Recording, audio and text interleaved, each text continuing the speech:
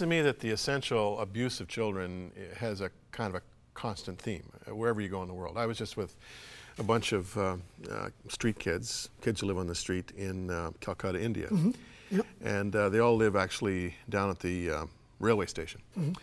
And so there I was with my wife wandering, or not my wife, with a fellow pastor, wandering, you know, across these railway tracks and under bridges and through fences and finding kids living in holes and Yep. under concrete slabs. But every one of them was constantly sexually abused. Every one of them was in some form or another abusing alcohol or drugs. Mm-hmm. Every one of them was in a downward spiral, and I doubt that any one of them would live to see their 20th birthday, barring some act of God. No, you're right. So, you're so whether it's Calcutta or whether it's New York City, it seems to me those themes are pretty much the same. Yeah, and again, it goes back to, and you and I have had this conversation back and forth over the years, is what becomes the catalyst for change? Yeah. What becomes that point, as many of the folks know, when my mother left me on the street corner, it took one Christian man to stop, ask me, "Are you okay?" That was my defining moment. They got me some food, paid my way to the Christian camp, where for the first time I had any kind of a connection with Christ. And so if people don't like you, they're not going to listen to you. That's just a very elementary part of social structure. I guess that's why there's so many churches, for better or for worse. They don't like this guy. They don't like this pastor. They think this guy's a knucklehead. So some people just float around until, you know, they find someone that they can connect with.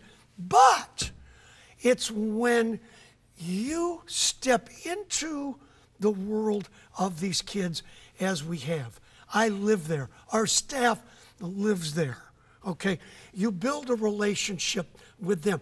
We visit every one of these kids in their homes, whatever their home is, wherever it is, every week. So we are making a minimum of 50,000 personal visits every week.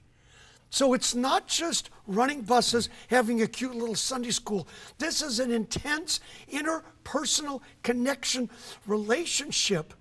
So therefore, when we look at a child and we connect with him, we have now earned the right to be heard. We've earned the right to speak into that kid's life when we say, "Hey, don't do that," or "Listen to me," or "This is how this needs to work." And instead of giving you the finger, he then will look at you and go, "Okay, I received that." Why? Because there's been a connection. Of course, there's a relationship. That's right. Speaking of relationships, go 4 minutes left. How have you changed over the years, Bill? How have I changed? Like your ministry. How? I mean, are you the same guy you were? I mean, in one way you are, because every one of those kids is you. But in other ways, are you more or less aggressive? Are you more or less cocky? Are you more or less in your face? Are you more or less compassionate? Tell me about your development. No, great question. And I've had to ask myself the question because, well, just as Nicodemus in John 3, you know, there was just enough of a revelation or an illumination for Nicodemus to come out of that religious system that he was a part of, because he knew there was something about Jesus that was real. I got that illumination when I was a child, but just as with Nicodemus, that the illumination developed a desperation, which developed a transformation, which developed a separation. I've watched in my life how I have evolved. But there came a time several years ago when I realized that the days I have left are now less than the days that I've lived. So now I'm on the clock. I feel like I am more compassionate now than I've ever been, because I've seen so much. I feel like I have more of a sense of compulsion than I ever have, because I know I'm 62 years old. Whatever I'm going to do, I've got to step it up. I've got to move. As the doors open, I have to move through it. And I think now, as I become older, I think I have a greater credibility, not because of the books I've written, not because I'm finishing a PhD, not because of any of these things, but because of life experience and watching what it really takes to influence a generation. That's why I'm invited to so many universities around the world to speak to a younger generation. And I take that not just as a privilege, although it is, but as a great responsibility to share now in my older years with this young generation saying, hey, you can make a difference. You can be a part of really changing the world, but it's not about you, because you will only influence other people in a direct proportion to what you are willing to sacrifice yourself. You and I both know the days of churches having missionaries in is over.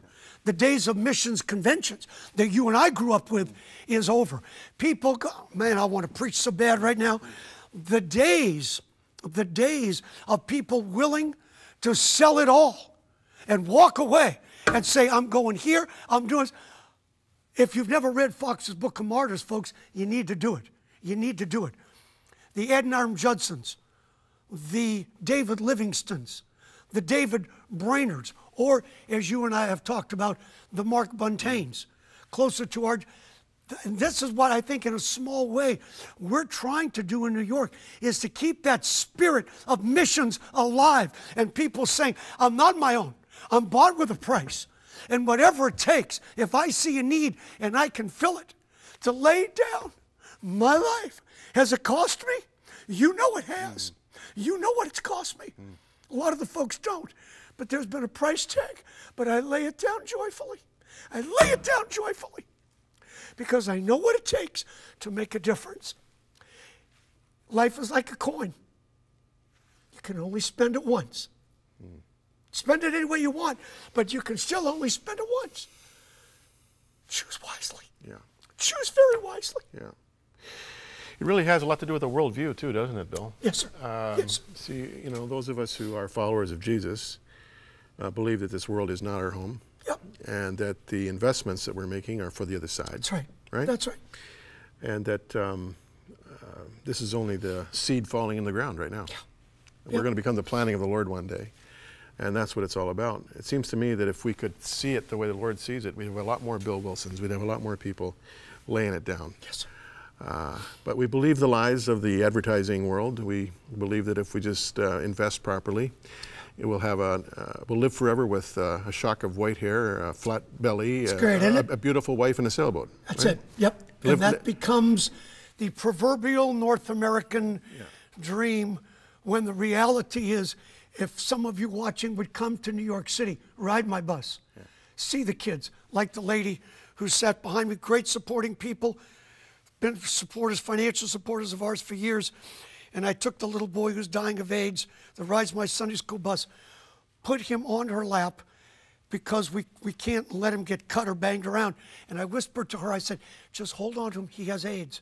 And her eyes flew open, she was shocked, because she'd never had a child with AIDS on her lap. But the minute he sat down, he put his head back like this, because he's always tired, on her chest. And I watched that woman go through a metamorphosis. From shock and fear, that when the boy just cuddled up to her, I watched her put her arms around him.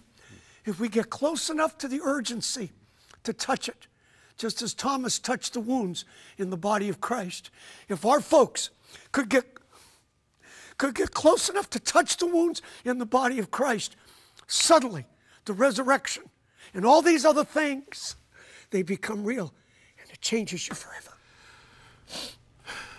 Thanks, Bill. Yes, sir.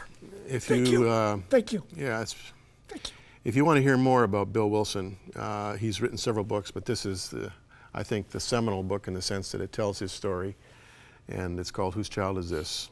With a foreword by Tommy Barnett. It's really worth reading, and Bill, your heart and your passion for the lost and the broken is an inspiration. Thank you for coming our way. Thank you, sir. Thank you. We'll be back with more right after this, friends. Don't go away.